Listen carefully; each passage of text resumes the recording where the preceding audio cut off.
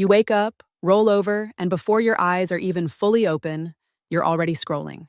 Instagram, TikTok, maybe a little YouTube, and within 5 minutes you've seen someone on their fourth holiday of the year, someone trading in their 2-year-old car for the newest model, someone doing their weekly clothes haul, another sharing their 50-bottle perfume collection, or a whole box of skincare.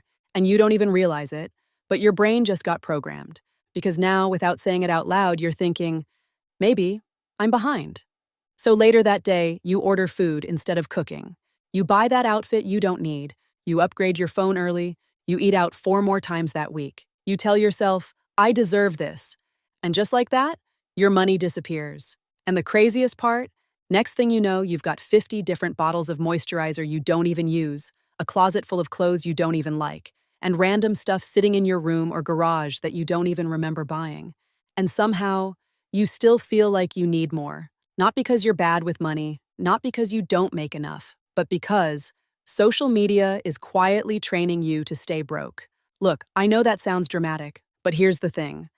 This isn't about discipline. This isn't about budgeting apps. This isn't even about how much you earn. This is about psychology. Because if you don't understand what social media is doing to your brain, you will always feel like you're losing financially, even when you're not. And today, I'm going to show you exactly how it's happening and how to break out of it. Because once you see it, you can't unsee it. So let me tell you about 2 people. Same age, same income, same city. Let's call them Alex and Maya.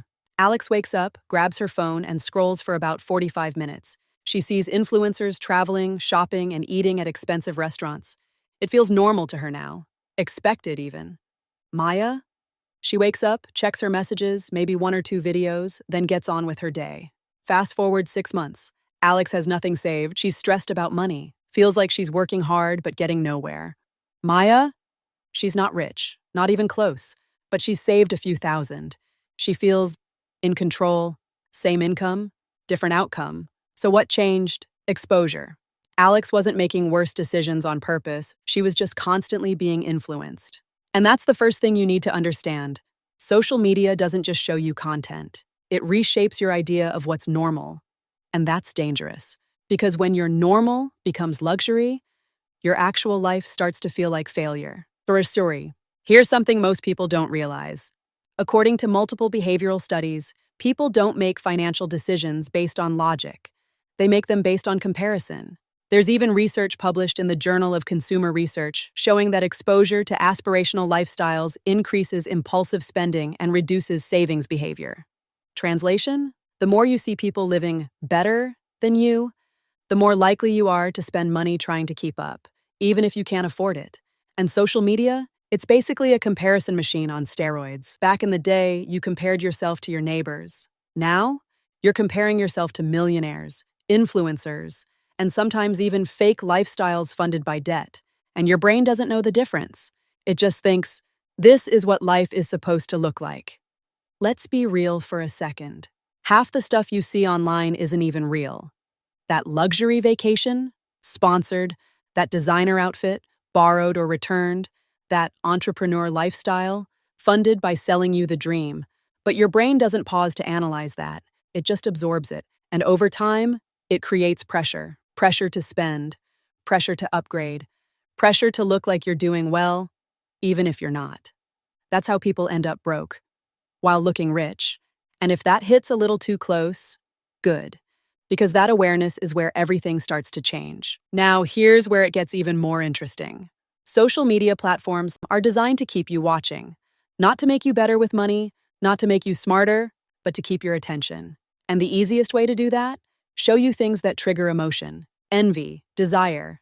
Because the stronger you feel, the longer you stay. And the longer you stay, the more ads you see.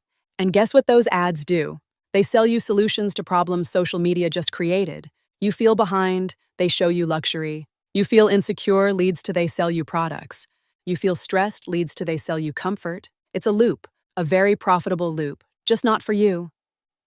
Think of it like this. Social media is like a casino.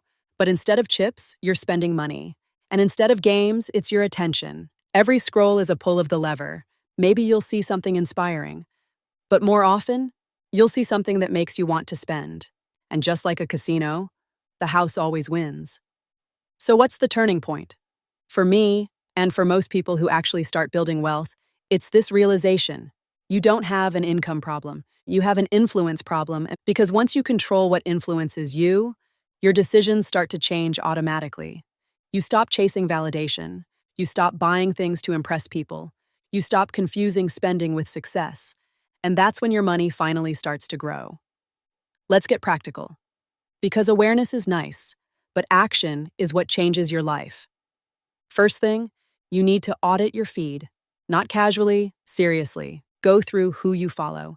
And ask yourself one simple question. Does this person make me want to spend money I don't have? If the answer is yes, unfollow, mute, remove. No hesitation, because your feed is not entertainment. It's training.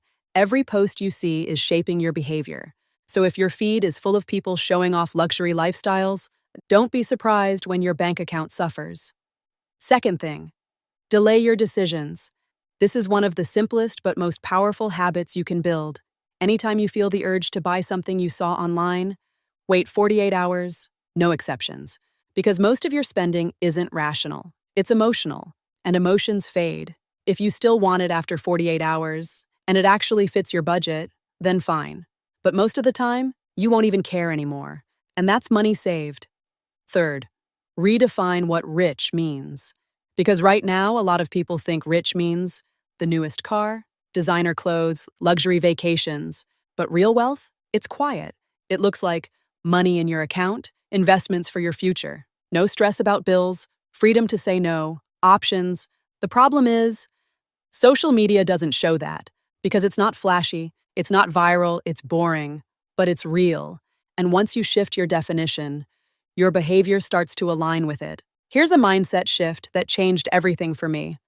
Every time I see something online that makes me want to spend, I ask myself, is this making me richer or just look richer? And those two things are not the same. Looking rich is expensive. Being rich is strategic. And most people are choosing the first one without realizing it. Now let's talk about something a little uncomfortable. Because I know someone watching this is thinking, okay, but I still want nice things. And listen, that's valid. You're allowed to enjoy your money. You're allowed to upgrade your life. This isn't about deprivation. It's about timing. Because there's a difference between buying things after you've built wealth and buying things instead of building wealth. One gives you freedom, the other keeps you stuck. Imagine this. Instead of spending $200 here, $100 there, $50 everywhere, you redirected that money, invested it, saved it, let it grow. Over time, that doesn't just become money, it becomes leverage, options, power. But you don't see that growth daily. And that's why it's hard, because social media gives you instant gratification, while building wealth requires patience, and patience doesn't trend. So here's the truth. If you keep consuming content that pushes you to spend, you will stay in a cycle of earning and spending forever. But if you take control of your environment, your inputs, your influences, everything changes. Your spending slows down, your savings go up, your mindset shifts, and for the first time, you feel like you're actually moving forward. Look, I'm not saying delete social media. That's not realistic. And honestly, it's not necessary, but you do need to be intentional. Because right now, a lot of people are being influenced without realizing it. And it's costing them thousands, not in one big mistake, but in small daily decisions that add up over time. Next time you open your phone and start scrolling, pause, just for a second, and ask yourself, is this helping me build the life I want? Or is it distracting me from it? Because that one question can save you more money than any budgeting app ever will. You're not broke because you're lazy. You're not broke because you're incapable.